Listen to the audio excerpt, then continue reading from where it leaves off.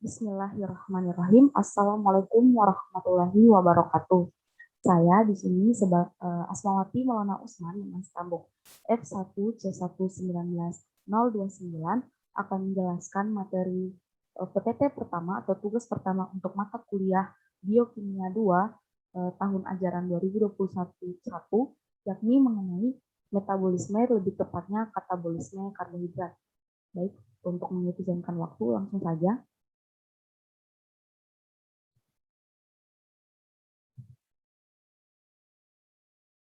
Untuk pembahasan mengenai katabolisme karbohidrat ini terbagi menjadi 3, yakni metabolisme atau katabolisme, kemudian tahapan katabolisme karbohidrat. Untuk katabolisme karbohidrat sendiri terbagi menjadi 2 kelompok, yakni katabolisme karbohidrat melalui respirasi aerob dan katabolisme karbohidrat melalui respirasi anaerob.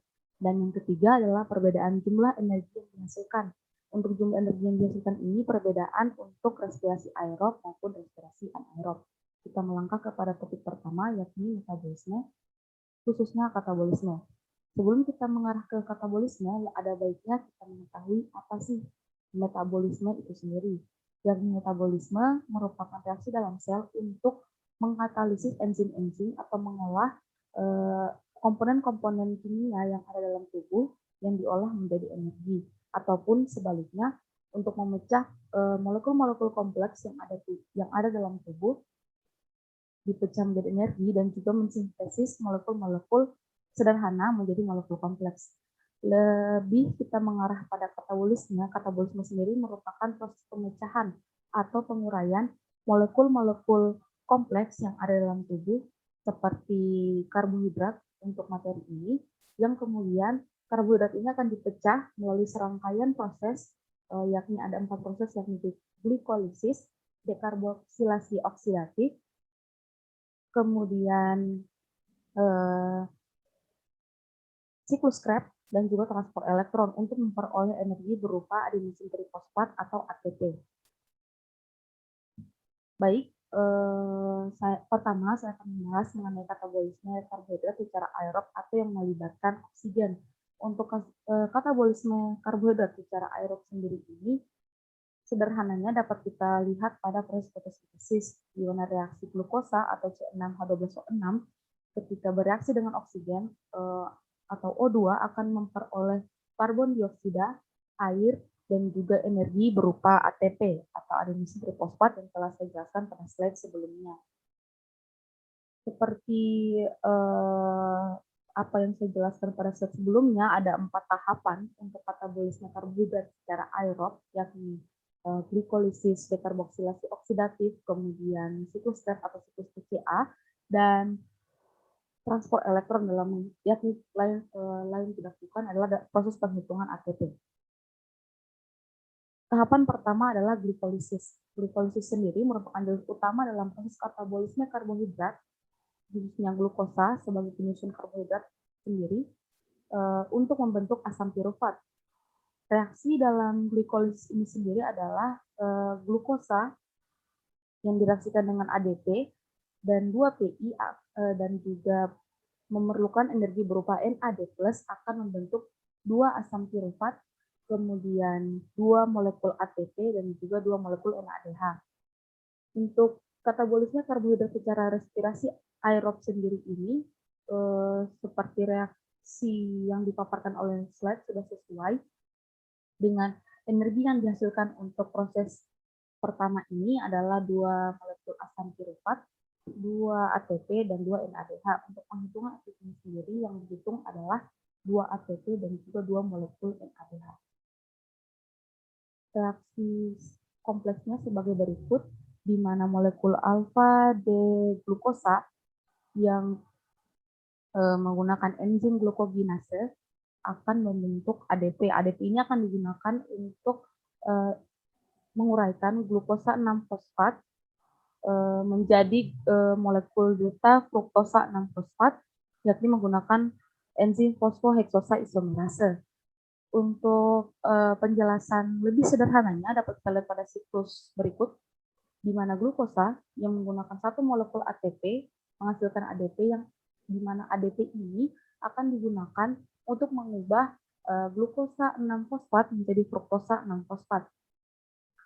Fruktosa 6-fosfat ini akan diubah lagi menjadi fruktosa 6-difosfat dengan menggunakan satu molekul ATP lagi membentuk satu molekul ADP untuk mengubah fruktosa 6-fosfat.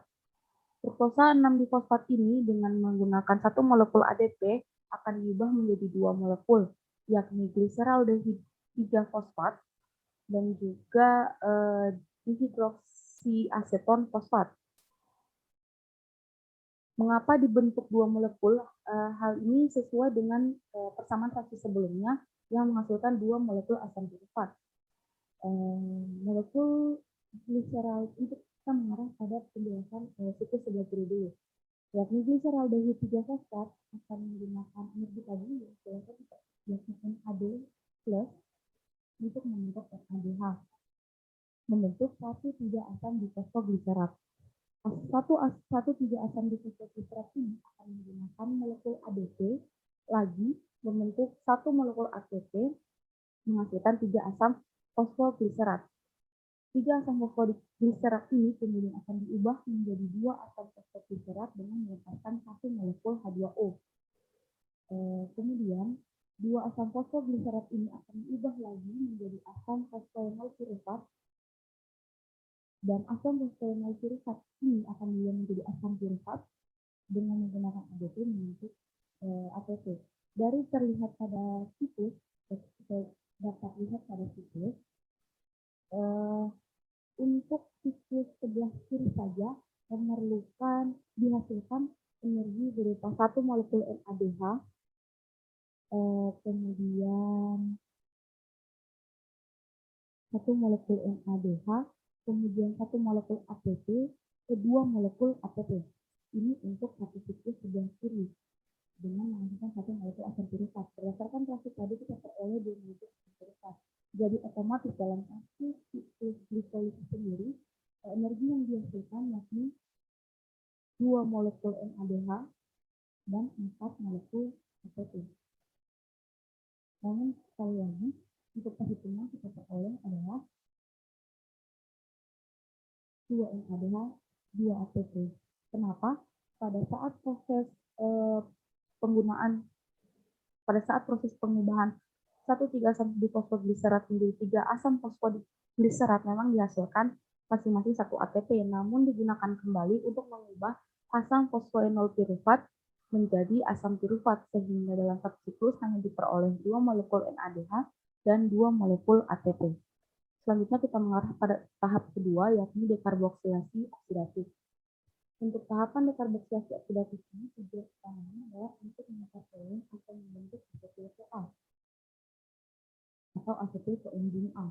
Yakni enzim ini akan bekerja secara berurutan dalam satu kompleks multi-enzim untuk selanjutnya dapat diproses kembali dalam menghasilkan ATP pada siklus ketiga. Reaksi pada dekarboksilasi oksidatif ini dapat terlihat pada slide, yakni asam pirufat, 2 molekul asam pirufat atau 2 molekul C3H4O3 yang telah kita peroleh sebelumnya pada tahap glikolisis direaksikan dengan enzim 2 molekul koenzim A atau 2-CoA menggunakan energi 2 molekul NAD+ yang telah kita gunakan juga pada proses sebelumnya, menghasilkan energi berupa 2 molekul NADH, kemudian 2 asetil-CoA, dan 2 karbon dioksida. 2 molekul NADH ini akan kita simpan dan akan kita kalkulasi pada tahap transport elektron untuk menghitung berapa sih energi yang diperoleh untuk satu siklus katabolisme karbohidrat secara reaksi aerob. Dan 2 molekul asetil-CoA ini akan kita gunakan pada proses siklus Krebs.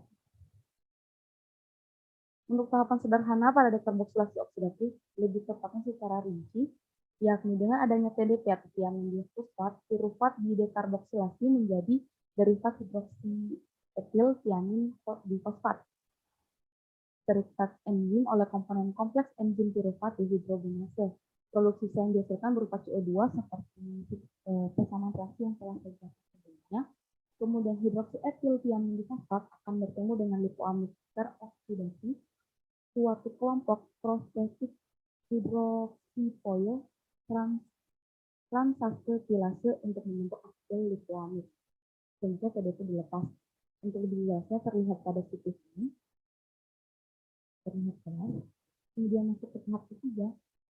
Selanjutnya dengan adanya OASH, asetil lipoamid akan diubah menjadi asetil CoA dengan hasil ini berupa lipoamid reduksi. Untuk lipoamid reduksi dapat dilihat asetil lipoamid diubah menjadi lipoamid reduksi.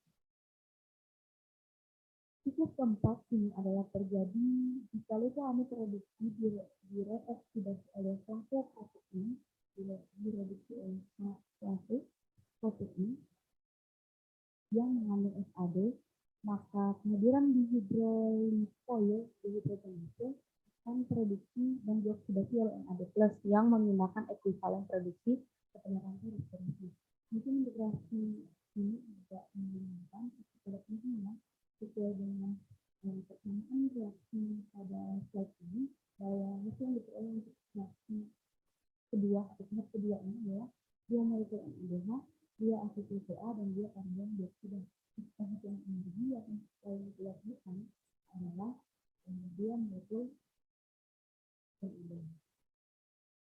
Lanjut ke tahap ketiga. Tahap ketiga adalah siklus Krebs atau siklus TCA. Siklus Krebs ini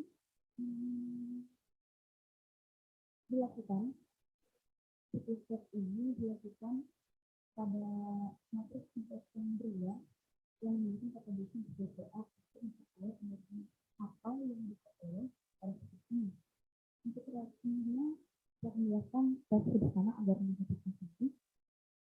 2 asetil CoA, 2 molekul asetil CoA yang kita peroleh sebelumnya pada tahap dekarboksilasi oksidatif dengan bantuan enzim koenzim A akan membentuk 2 molekul asam sitrat.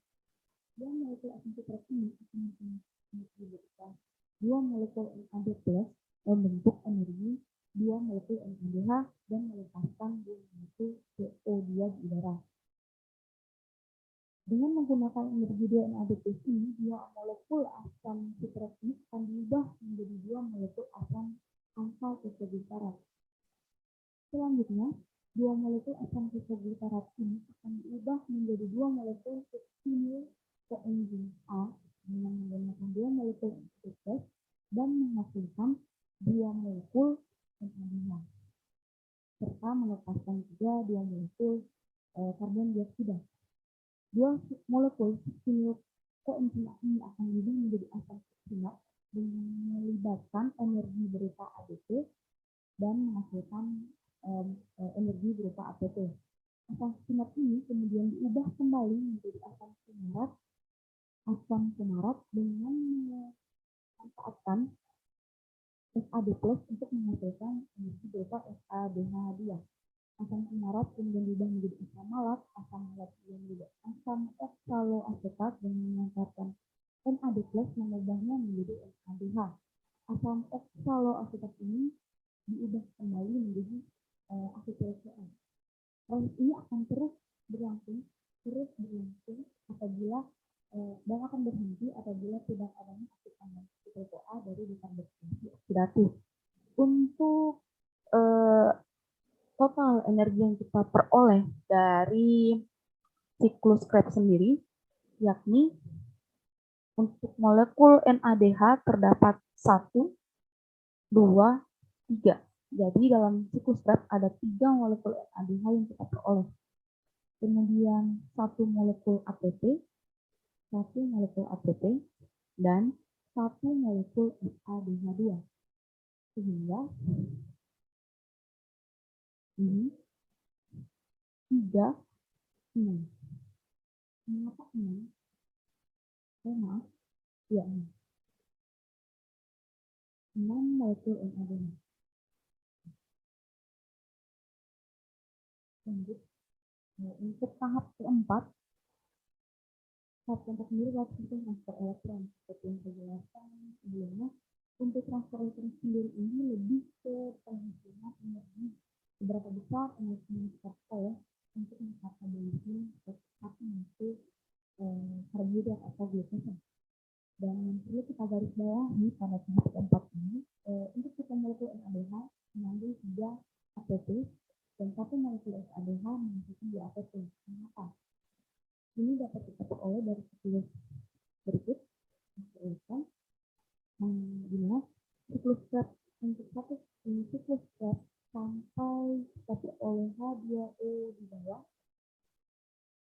ada terdapat NADH dan SADH ya. Karena NADH berlaku pada siklus Krebs sampai siklus paling akhir, jadi dapat kita lihat bahwa mulainya dari putaran siklus awal, dapat kita lihat bahwa dalam satu molekul NADH sendiri terdapat 1, 2, 3, terdapat 3 molekul atau 3 ATP. Sedangkan untuk SADH2 bukan kita mulai dari siklus perputaran pertama, ini siklus perputaran kedua. Jadi ATP yang dihasilkan pada siklus perputaran pertama ini tidak dihitung, sehingga ATP yang ada dalam satu molekul SADH2 itu hanya 1, 2 molekul ATP. Dari dasar perhitungan ini dapat kita peroleh untuk satu molekul glukosa yang terus katabolisme secara reaksi aerob diperoleh emisi sebesar, kita lihat dulu pada proses glikolisis tadi kita peroleh 2 molekul NADH dan 2 ATP. Untuk 2 molekul NADH sudah jelas 2 kali 3 yaitu 6, tambah 2 berarti menjadi 2 ATP. Lanjut ke tahap kedua dekomposisi, yaitu 2 NADH 2 kali 3 6 ATP. Kemudian tahap ketiga siklus Krebs, tadi ada perhitungan, jadi sesuai sekarang NADH 2 ATP dan 2 SADH2 6 kali 3 18 tambah 2 20 ATP tambah 2 kali 2 4 berarti 24 ATP. Jadi total untuk 1 kali siklus katabolisme karbohidrat melalui 3 tahapan secara reaksi aerob ini kita peroleh sebesar berapa? 24 tambah 30, 30 tambah 8, 38 ATP. Ini untuk reaksi secara respirasi aerob. Bagaimana dengan tahapan katabolisme karbohidrat secara anaerob? Untuk katabolisme secara anaerob ini siklusnya tidak serumit siklus katabolisme respirasi secara aerob. Namun pada dasarnya prinsipnya saja seperti tubuh kita, untuk memperoleh satu yang dalam tubuh sendiri itu membutuhkan reaksi yang cukup kompleks apabila untuk melakukan energi yang besar. Misalnya karena katabolisme secara respirasi anaerob ini siklus yang cukup sederhana, otomatis energi yang dihasilkan juga tidak sebesar yang kita peroleh pada respirasi secara anaerob.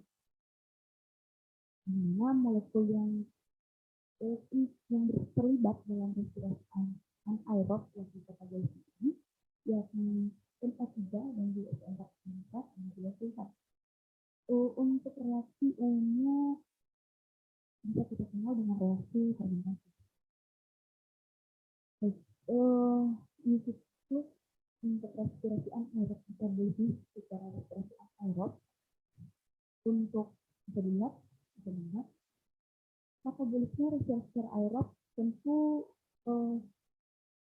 tahapannya seperti ini. Glukosa berubah menjadi asam sulfat melalui glikolisis, asam sulfat berubah menjadi asetil-CoA dan oksidatif, dan asetil-CoA berubah menjadi asam sitrat atau asam sulfat berubah menjadi energi dalam siklus Krebs.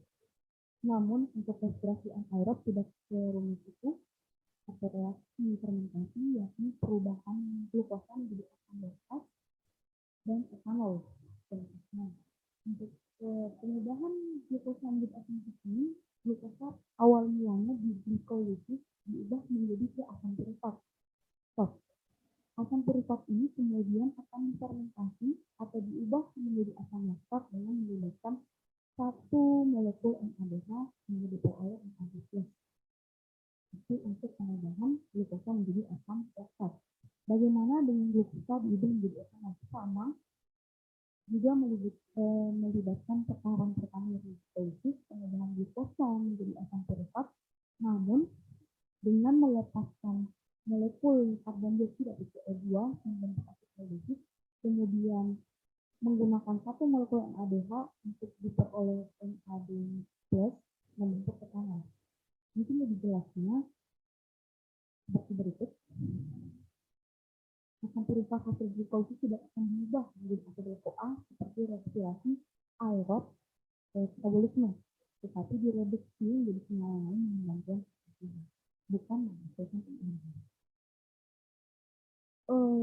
Baik, tadi ada dua, pembentukan asam laktat dan juga etanol. Untuk fermentasi asam laktat sendiri, persamaan reaksinya, yakni glukosa pada saat proses glikolisis membentuk asam piruvat akan menghasilkan 2 ATP dan akan direduksi menjadi 2 fosfonil piruvat menggunakan 2 molekul NADH untuk mengubahnya menjadi asam laktat. Untuk fermentasi asam laktat diperoleh hanya 2 molekul ATP. Baik, melangkah fermentasi alkohol atau fermentasi alkohol sama untuk glikolisis menghasilkan 2 ATP, kemudian direduksi dengan melepaskan karbon dioksida membentuk asetaldehyid dan menggunakan NADH untuk membentuk etanol. Jadi untuk fermentasi asam laktat maupun fermentasi alkohol masing-masing hanya menghasilkan 2 ATP. Untuk oksidatif secara anaerob. Baik, kita melangkah ke topik terakhir, yakni perbedaan jumlah energi yang jumlah energi seperti siklus berikut. Ini lebih ke